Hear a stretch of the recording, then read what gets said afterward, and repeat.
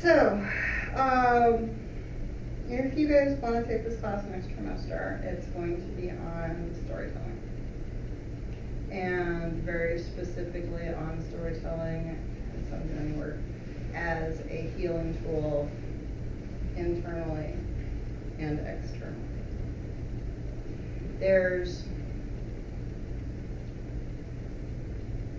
So we all have a lot of stories, right? And those stories include our family line. They include our socioeconomic group.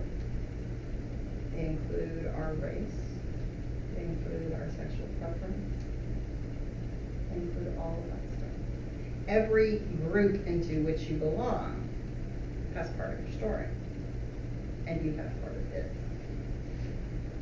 And there is a healing that happens when we acknowledge those stories.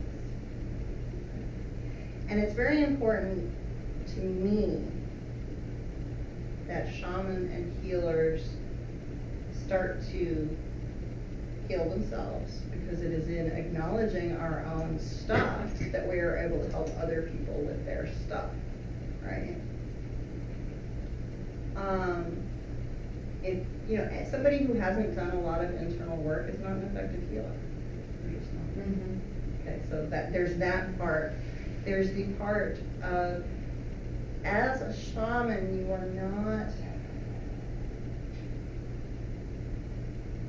you have the opportunity to not be as stuck in one place.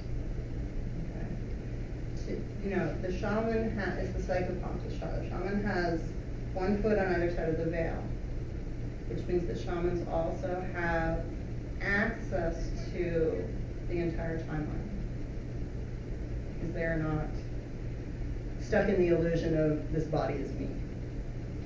Right?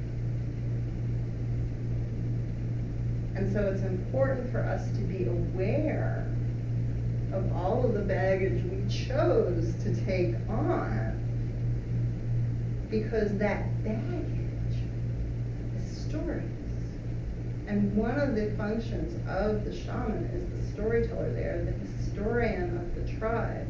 And these days, we belong to a lot of different tribes. But we are still the historian. We are the pipe carrier. We are the one who can see the history, so we can tell the history, so we don't have to do the history again. Right? And so it's important for us to know our stories. If nothing else, it tells you where all your weird quirks come from, right? One of my favorite colleagues has this great story about eating outside. So she is African American. She's in her 40s. And there's always been a thing in her family where we don't eat outside. And it never even occurred to her that it was a thing. It's just, you don't eat outside. It's not something other people do. And her teenage daughter was grabbing a sandwich and on her way out the door, she was like, you don't eat outside. She was like, why not?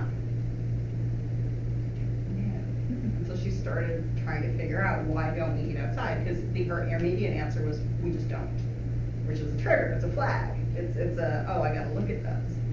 And so she started asking around. Her mom's passed away, besides which her mom would have been like, we just don't. And she found somebody who was her grandparents' age, from the same area of the country and all that kind of stuff. She was like, maybe why don't we eat outside? And he looked at her like she had two heads, and he's like, Jim Crow. They used to have to eat outside. They weren't allowed in the restaurants. They weren't allowed to eat with the white people, so they had to eat outside. Now that you don't have to eat outside, you don't eat outside. Oh. Got it? Yeah. So we all have pieces of that. Mm-hmm. And there is a healing that happens in finding our story. There's another healing that happens in telling our story. And then there is a healing that happens in hearing other people's stories.